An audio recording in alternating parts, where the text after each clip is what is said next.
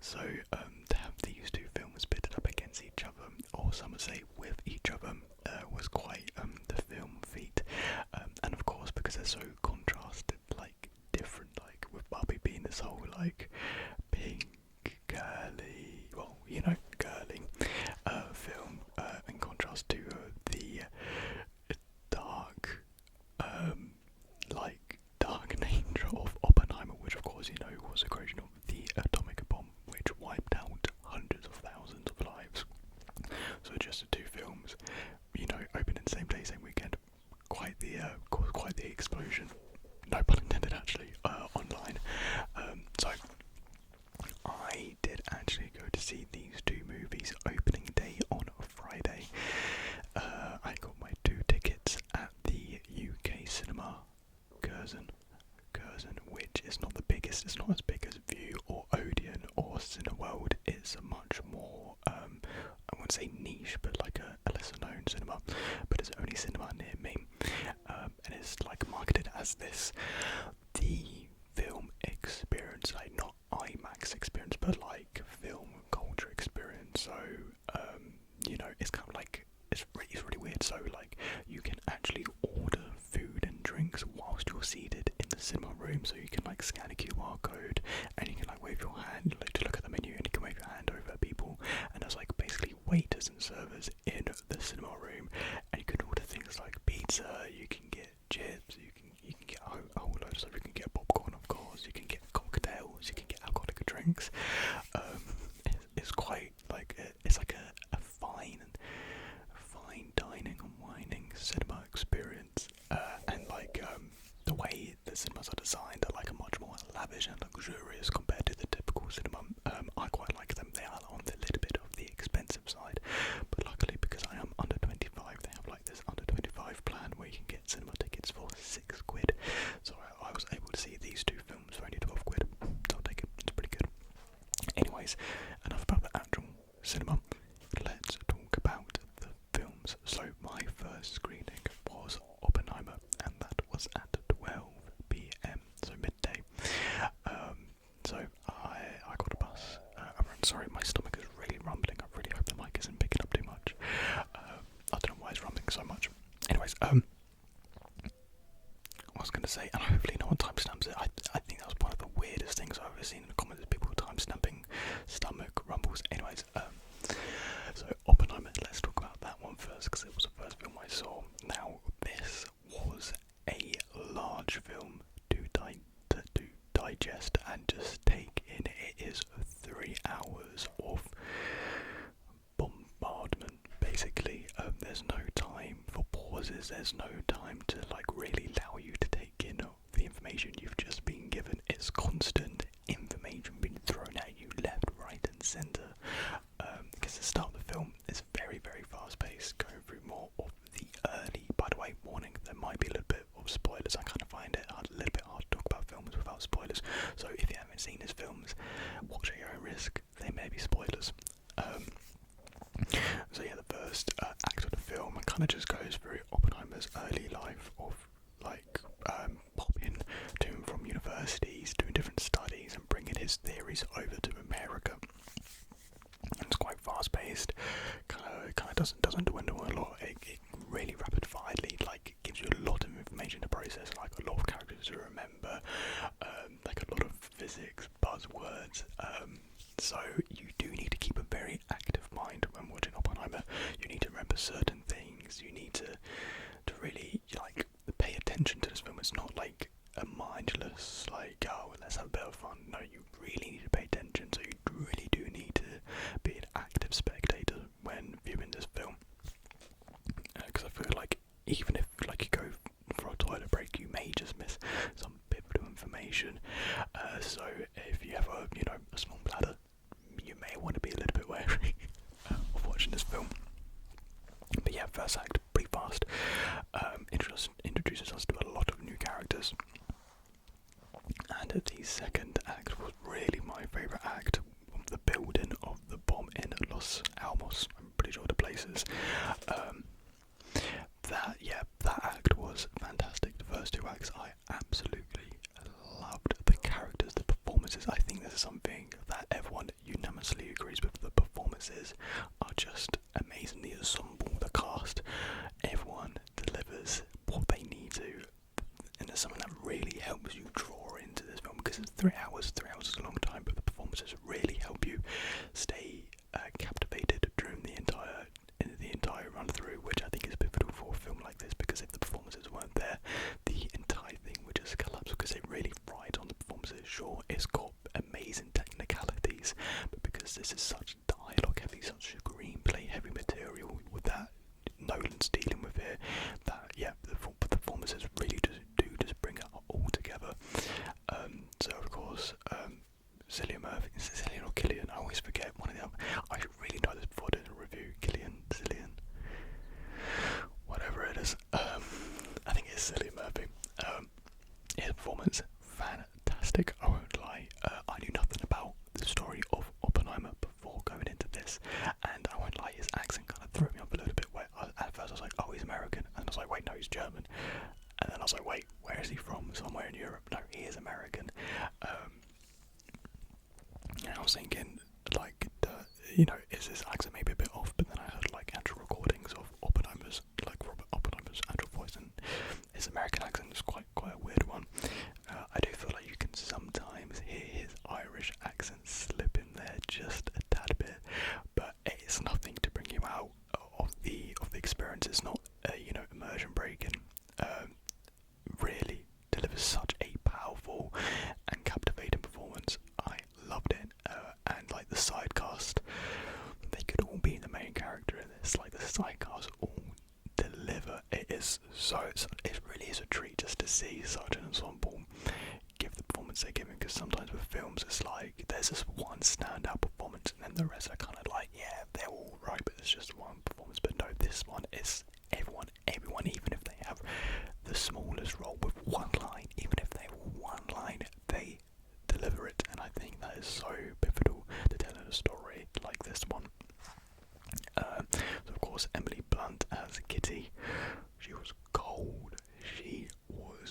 She gave a fantastic performance. Already we've been hearing a lot of buzz of her name for Best Supporting Actress. I 100% stand by that. I think she gave a phenomenal performance. Same with, of course, Cillian Murphy for leading actor. I think it's pretty much a guarantee, a nomination. Will he win it? We'll have to see. I don't know. I can't really remember any other upcoming performances that may beat out him, but we'll have to wait and see. Very strong contender though. And then of course Robert Downey Jr. as Strut, I think is how you pronounce his name. The character no one likes. Oppenheimer's biggest op. Because a lot of this film is about ego as well, the ego of man, wanting recognition, having a name for themselves. A lot of this movie drives on that, and it really comes into fruition in the third act, where you see a lot of this ego come into play, and name recognition, which may throw a lot of people off. It threw me off at first, because I wasn't expecting the third act to have such a strong standing of, trying to take others down, betrayal. I won't go into like key plot details, because I want you guys to experience this third act for yourselves, because it is such an interesting and very twisty turny sort of act. Like it goes in some directions which you don't think it will, and like some characters come into play that literally have like no prior like plot to the rest of the movie, but then at the end it's just like they come in and then just bring everything into place. It's crazy. I know that explanation wasn't the best, but again, I don't really want to like spoil the entire thing for you guys. But yeah, it is just crazy seeing all the famous faces. You've got you from The Boys. You've got is it Drake or Josh from Drake and Josh? I never watched it, so I don't know which one it is. I think it's Josh from Drake and Josh. That's in it. He's in it. And then you've got Roderick from Type of Wimpy Kid. You've got the guy that plays Elf Number 1. He actually has a name, but I can't remember his name because of an art in the Santa Claus trilogy. I know he's in the first two, and he was in the Santa Claus series as well. He kind of plays Oppenheimer's right hand man. He gave one of, I think, the performances, but one of my favourite performances. There's something just so charming about his character. Another standout performance, of course, I can't remember his name, but he plays Teller. Such a great performance. That, I think, was one of the most standout performances, was the guy who played Teller. Again, I don't know his name, there's so many actors in this film, but yeah, Teller plays a really big part in this film, really big part, and there's a really interesting character interactions with his character and other characters, namely Kitty, played by Emily Blunt. Yeah, it's just, yeah, like there was some really standout character moments and interactions. Like sometimes it, not like 'cause there's such a large cast, not everyone can interact with everyone, and not everyone can have the same amount of impact with each other as you would hope. But you kind of got to expect that with, again, the large amount of cast and characters in this. They can only focus on certain relations and no feuds and whatnot. But yeah, there's some really standout ones with Teller's character. But yeah, fantastic film. Easily the best cinema sound experience that I've ever had. From the get-go, your chairs, the whole cinema room will be shaking. It will be trembling, just because of the sound. The vibrations and the bass is there, and it really does immerse you in it. The sound, I think, is probably my favourite part of the film. The best use of it easily is during the Trinity test scene. Now, you may have already seen a lot of hype about this scene going into the film, or if you've already seen it, you will know exactly what I'm talking about, and everyone is loving the scene. It is easily, I think, one of the best viewing experiences I've ever had with the Trinity test scene, which is the first test of, the bomb. Not to as of a large scale that we saw with the devastation in Japan, but the test in Los Alamos. It is tense. It gets your heart racing. Like, I'd imagine even if you already knew the story, you would be unsure what was going to happen next. All the characters preparing to view this bomb. Oh, it is fantastic. And I don't want to spoil it, but I kind of have to. I have to talk about the best scene when they do drop the bomb. It is pure silence, and it just kind of focuses on the characters' reactions to the bomb. It's more of like an inner psychological moment, just like understanding the reactions in the moment of these characters, seeing their feet come to life, and they're all just taking it in. It's just beautiful to see. And then boom, after silence, like a long time of silence, like a minute or so of silence, the sound of the eruption of the bomb is just phenomenal, breathtaking to say the least. Just as breathtaking it was for them to watch a bomb drop, it was just as the same for us in the cinema room. So fantastic scene. And then there's a scene afterwards, I probably tied with the Trinity test scene, where Oppenheimer's given a speech at Los Alamos in like a conference room or something, like an auditorium, not an auditorium, like an assembly hall. And he's starting to feel this weight of a realisation of what is actually going on here, and the guilt, I think, starts to overwhelm him when he's given his speech.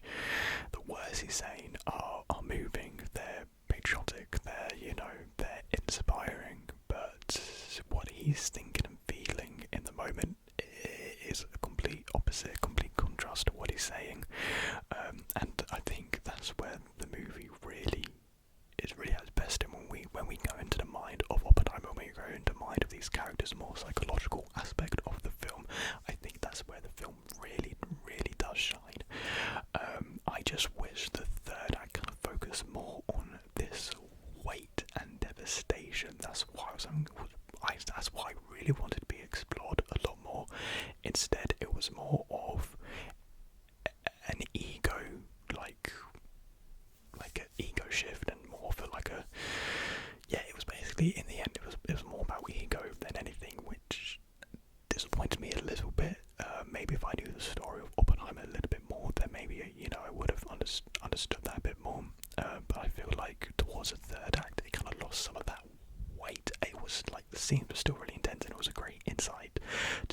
character's mind, and some fantastic acting in the third act, but I guess really it's kind of more of a me problem than anything. It's not really what I expected the third act to be, and maybe with a second viewing I will appreciate it and like it a lot more. I won't lie, I was pretty confused when it came to some of the communist stuff. I was thinking, wait, it's because communism plays a big part in this, they're trying to like trick him out into his security pass by aligning him with the communists, because of course at the time, with Russia and the Soviet Union, communism was, I don't want to get to it because I kind of don't know a lot about it, and that's what kind of confused me a little bit. Like, I didn't know if Oppenheimer really did fully align himself with communists, but then I was reading he's more of like a communist, what's the word? Like he's a supporter, a communist, when you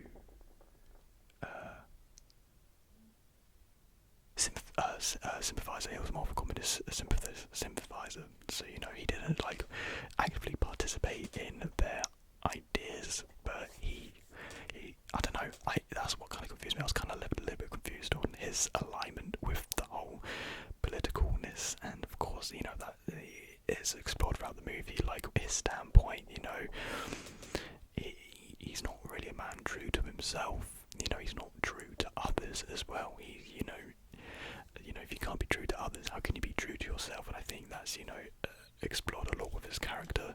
And I don't think you as a viewer are supposed to be fully aligned with Oppenheimer, because I know for sure in the third act I wasn't fully rooting for him, and I don't think you're supposed to fully root for Oppenheimer. He's not supposed to have your full allegiance as a character, and I've seen a lot of people say that they did, but I don't know, maybe I guess it's down to personal preference, but personally I wasn't fully aligned with Oppenheimer. I wasn't like, free him, let him win this. Like, it wasn't a court case, it was more, I don't know what it was. It's not an interrogation either, there's a word for it but I can't remember. I don't know, I didn't really have full allegiance to any of the characters, if that makes sense. Like, I didn't want Oppenheimer to get full victory, and I didn't want Strauss to get full victory either. And I think it's a thing of like, it's not really supporting good or bad, it's kind of seeing the middle line and like, realising their standpoint, but then realising the impacts and the implication of their actions. And that's the thing, this movie will have you thinking, where do you align yourself, what are your ideas on this? It will have you thinking a lot. Like I said, actively viewing and spectating this film. So this isn't a mindless film, this is a film that really engages you in its material and engages your mind, gets you thinking. So it is a fantastic viewing experience. I do my criticism of it. It's not the perfect film. Like I said, the third act was my favourite. I think I do need to watch it again. I might actually be watching it tomorrow again, so I have to see. And I feel like I said, the weight I feel like could have been developed, explored a lot more, like the weight of guilt. Because I feel like, yes, it was talked about, but I don't feel like the weight of the weight was there, if you know what I mean. I don't know if that's down to the writing, or if there's so much to deal and talk about in this film that you can't really expand on every area as much as Nolan. I feel like Nolan did try to balance everything as much as he could, but some things do become a little bit convoluted, a little bit complicated with some of the themes and messages. I think it's, I don't think there's any fault of his own. There's a lot of material to work with, so I think Nolan did the best that he could. But I feel like sometimes the weight was just lost a little bit, just fizzled out a little bit. Oh, sorry, that was my chair making a loud noise. I'll try to edit that out.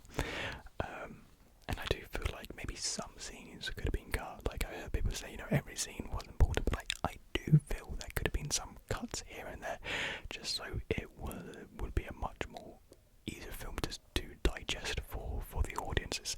Because like I said, people will be confused. I was confused at points. There's a lot of characters to remember.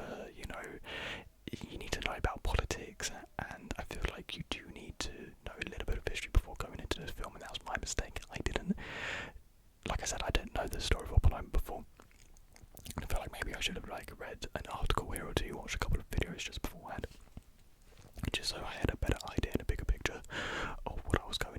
and understand a little bit more, because yeah, like I said, people will be confused. I'm not gonna, I'm not afraid to admit it. I did have to, read some things afterwards, just to fully understand a little bit more. And that's the thing always with Nolan's films, they're always, always going to be confusing in some form or another. So just bear that in mind. I say, if you're going to go watch it, just maybe do a little bit of homework, a little bit of history learning just beforehand, just so you can get the best experience as possible. Because I've heard some people say it was boring. I don't think it was boring. I think it was immense, thrilling, scary at points. A lot of people saying it felt like a horror movie at certain moments, and it really does. And there's some really standout scenes, like I said, the Trinity test scene, the conference scene afterwards, and the end scene with Einstein as well. And there's some really cold lines from Kitty, and I cannot remember Rami Malek's character's name, but he was good. And Strasser's lawyer, he says a line like, maybe they were discussing something more important than you. And yeah, really some really good one-liners there, not like a joke one-liners, but like impact liners. So yeah, the last scene, like I said, really does leave you a lot to think about.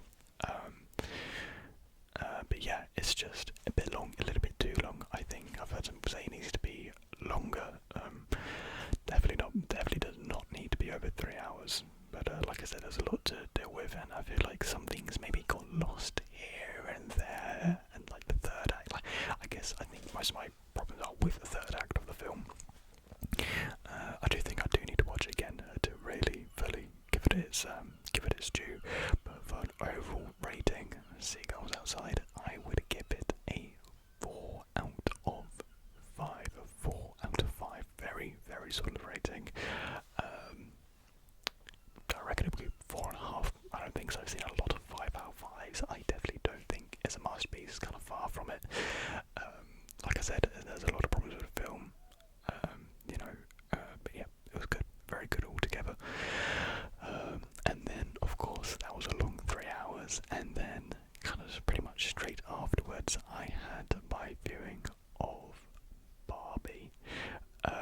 I know this one has been a little bit more popular than Oppenheimer. It has a much more wider audience reach, which will most definitely lead it to being the bigger film out of two, the more successful film out of the two. So, like I said, I had my Oppenheimer viewing. It was screening at 12 p.m. and then Barbie was at 3:40. So it was like kind of a 20-minute break between Oppenheimer and Barbie, because of course ads and all, adverts there like 20-25 minutes odd. Oh my god, I forgot to say about Oppenheimer, Florence Pugh. Respectfully, a pair of amazing scenes. Really stand out, you could say, stand out scenes. But no, seriously, Florence gave a fantastic performance. But yeah, some standout scenes. Respectfully. I've heard like people saying like it was like 15 minutes online. It's not 15 minutes. It's like a couple of minutes each. It's like 3 different scenes where you do see Florence in the birthday suit. They're only like 2 or so minutes each. The third one just kind of comes out of nowhere, out of the blue, just for one final showing to complete the Trinity, I guess. I don't know. But yeah, that was that was something. Anyways, Barbie. I loved Barbie. I thought Barbie was such a fun, creative, kind of surrealistic, moving experience. We've all seen the material for this movie, marketing material for this film. From just the material, you can tell it's going to be a fun journey. But before going into it, I don't think you can kind of realise the gravity of how moving this film would be. If you knew the director, Greta Gerwig, you would know that was going to be themes and ideas of womanhood, the strength of a female. As you knew beforehand, that was going to be that implemented into this film. If you knew Greta Gerwig's And yeah, I love this film. It was so fun.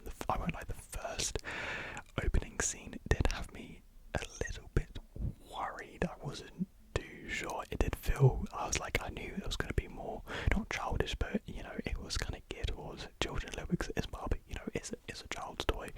And I was like, oh wait, is this actually going to be like what it like throughout the entire film? But no, luckily, it was kind of more just, you know, showing us the world of Barbie Land and what it's like, and like the film did kind of get better from the opening sequence. Opening sequence was still good. It just had me worried it was going to play out like this. I don't know, it seemed very, not childish, I don't know, it is childish. It is childish.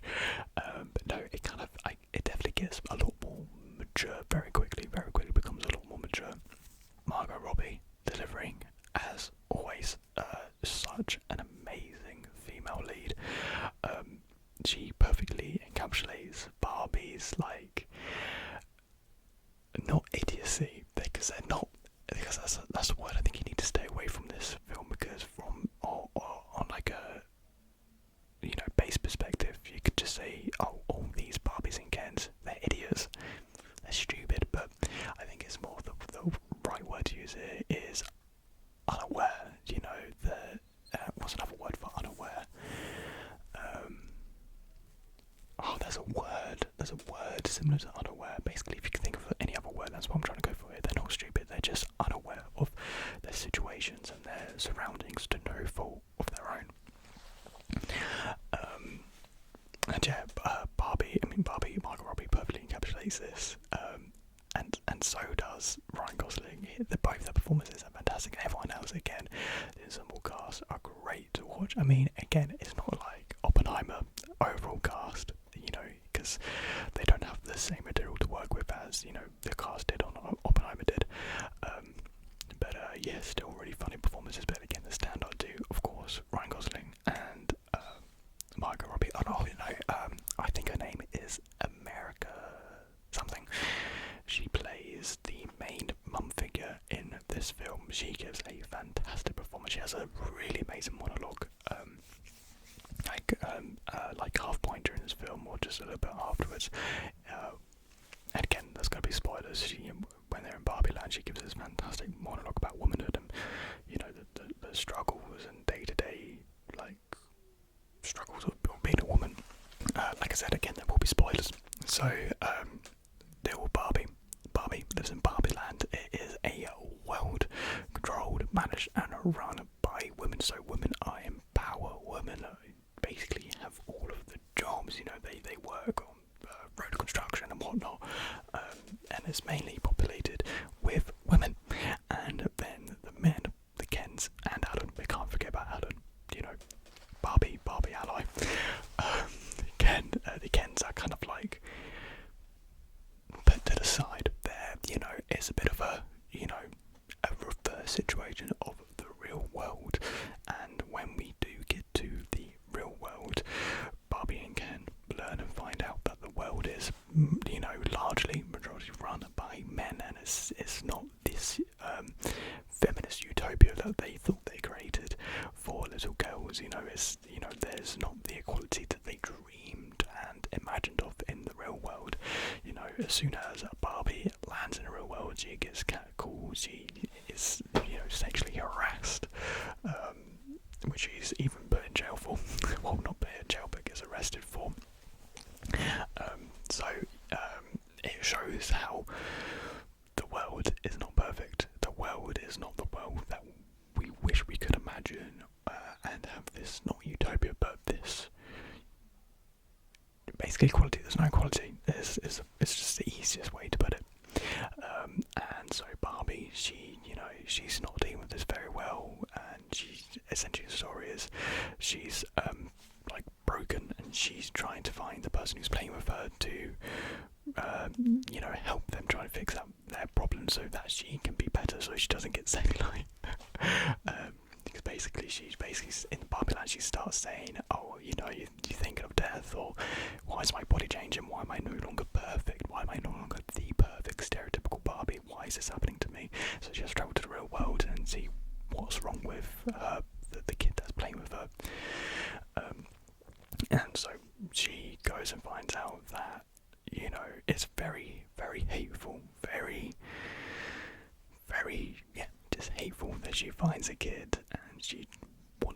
to do with Barbie. She wants Barbie to go away. Barbie can't understand this, and it's all too much for her. Whereas Ken, he discovers the patriarchy. Oh, we love that.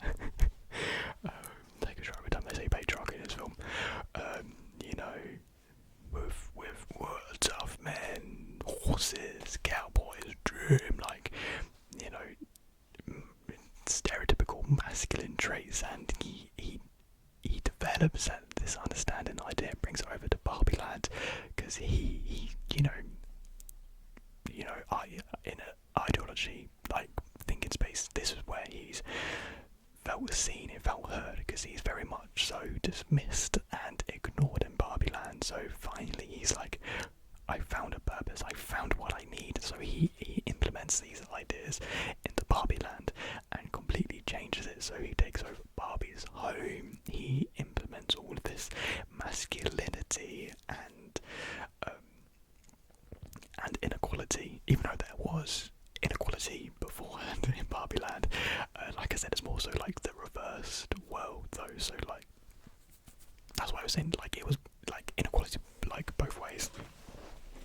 But yeah, it's really like implementing like the toxic masculinity traits, and you know, he takes over her home. He basically takes her life away from her, and Barbie gets back, and she is just destroyed by this, understandably. And so, together with some Barbies who've not been affected by this brainwashing, essentially, they come together. Even Alan comes along, tags along, like I said, the ally Barbie, to stop the Kens from destroying Barbie Land and making it this even more so dystopia. It's not really dystopia or utopia. I need to stop using those words. And yeah, it's all about, in the end, it's about knowing you're more than enough. It's, you know, it's for women. It really hones on this idea of all these pressures and the day-to-day weight that they have to deal with in life, and how it kind of goes unheard of and unspoken of and unrecognised in this film. I think it's definitely being like, I hear you, we hear you. You are, you know, you're worth more than enough, and I feel a lot of women just appreciate being heard by this film, and I've seen a lot of women saying how it's, you know, healing their inner child, and how it's just, you know, nice to be respected and shown, you know, their struggles, and, you know, there's an understanding there, and it really does hone on this mother and daughter relationship. I mean, I can't really speak much of that. I ain't a daughter, so I mean, there's not much so I can speak on there. But that's definitely one of the key relationships: is mother-daughter, and the special bond that's there. That can kind of get like separated and torn apart in itself. And you know, it tries to rekindle that, and it tries to, you know, it gives people, I think, hope. You know, not always lost.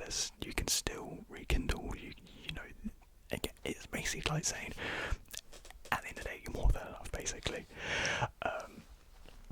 And you may be thinking, as a guy, well, what's in it for me? You know, what's Barbie got to do with me? And it does. You know, it does deal with men's issues too. It's, you know, as much so as this is a movie for and about women, it does deal with men things too on the side, because in the end, Barbie tells Ken that he doesn't have to conform to this patriarchy. He doesn't have to, even like, because Ken said he doesn't even really like want to, because I think he says something like, after he found out it's not about horses, he doesn't even like want it anymore. I think it's definitely a reflection of the pipeline that we see that boys go through, especially during their younger teenage years. I ain't afraid of it. I pretty much went through, I think all boys do. It was, for me, you know, 2015, 2016, where, you know, it was like the SJW videos, of course, the likes Peterson and Ben Shapiro. As a boy, you see these things, and it's like, oh, okay, I'm starting to sense. Oh, I need to think like this. Oh, so this is wrong, and it really does implement and brainwash young boys into thinking such, well, misogynistic ideas.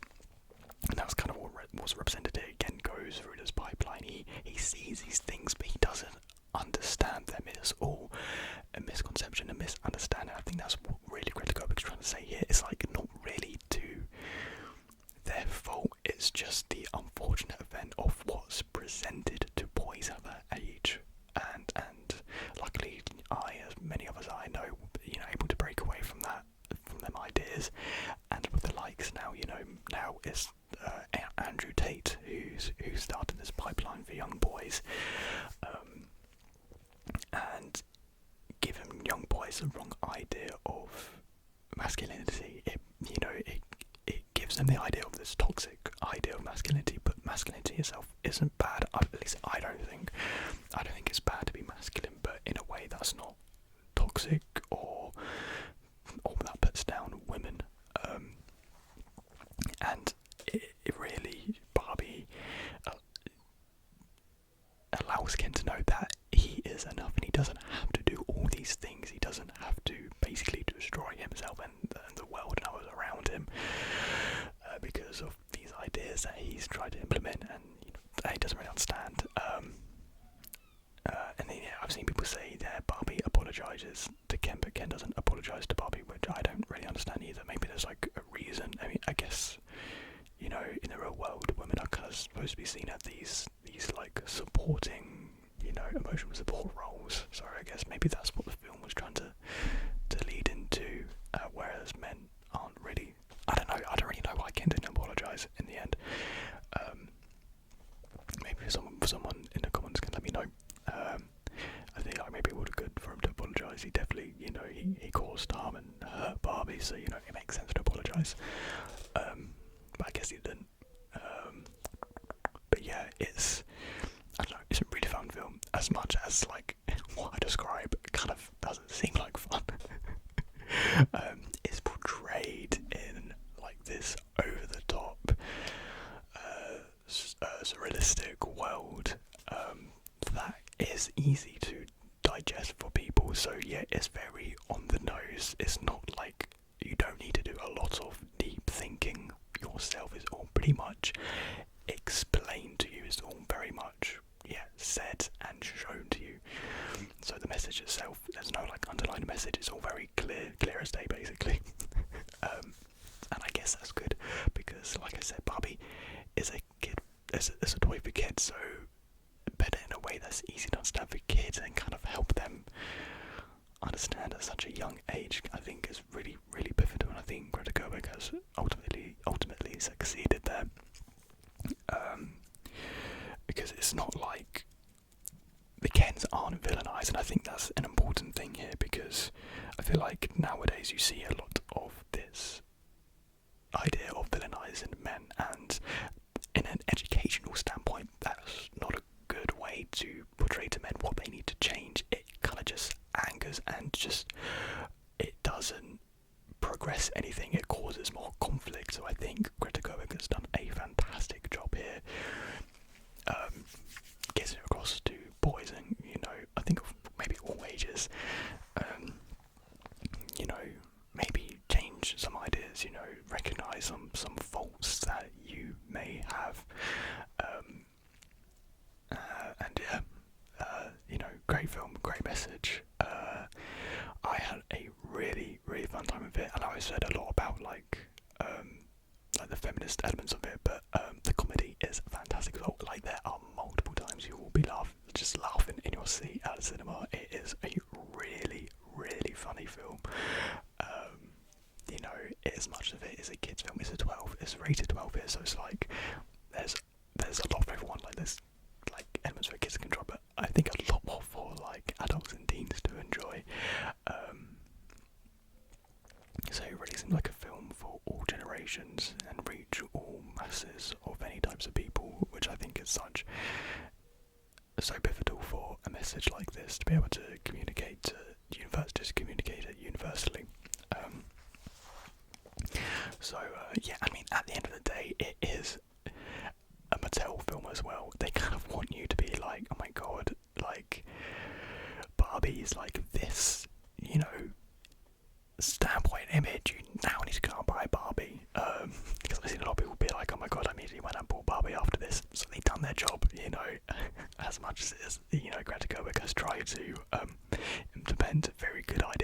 reviews. It very much so is just a capitalist move at the end of the day, which is very ironic and funny. I mean, Greta Gerwig herself does, poke fun at, capitalism here and there, and, all forms of greed, and, I think she's trying to, she's got away with it pretty well, I think. But yeah, I thoroughly enjoyed Barbie. Greta Gerwig did as good as a job as she could with, well, the product and IP that Barbie is. So at the end of the day, I will rate Barbie a 4 out of 5. Online with Oppenheimer, they both succeeded brilliantly in what they were trying to achieve in both senses. I thoroughly enjoyed both. I think I had more fun watching Barbie. It's definitely more rewatchable, but I think I had more of an experience with Oppenheimer. So more fun with Barbie, more of an experience with Oppenheimer. Oppenheimer's definitely something you need to watch at cinema, specifically IMAX. I can't watch it at IMAX, unfortunately. I wish I could. Maybe if I watched it at IMAX, it could, get it to, 4.5, maybe 5 out of 5. But yeah, it definitely won't be anything like watching it at home, because watching Barbie at a cinema at home is pretty much the same. Oppenheimer, nowhere near the same. So I definitely recommend, if you can, go to cinema, watch Oppenheimer, and whilst you're at it, watch Barbie afterwards. I recommend anyone, everyone, to do the double billing. Get out there, support the, well, I say support the industry. Pretty much most of this money will go to the studios anyways, which is just a whole conversation and topic in its own right. Full support to all of the actors and writers going on strike right now. Like, as someone who loves cinema and movies as much as I do, this is what's needed right now. Working conditions and pay, it needs to be fixed and resolved. Studios and higher ups are just destroying the industry from the inside without realising it. And the likes of AI and whatnot, it's not looking good. It's not looking good. So I really hope that only positive stuff can come from the strikes. Really, really hope, the workers get what they need, get what they want. So yeah, go watch these films. They are fantastic. So I just want to thank you guys for watching this pretty long video, pretty extensive review. Maybe a bit too long, but thank you very much. And I'll see you guys in the next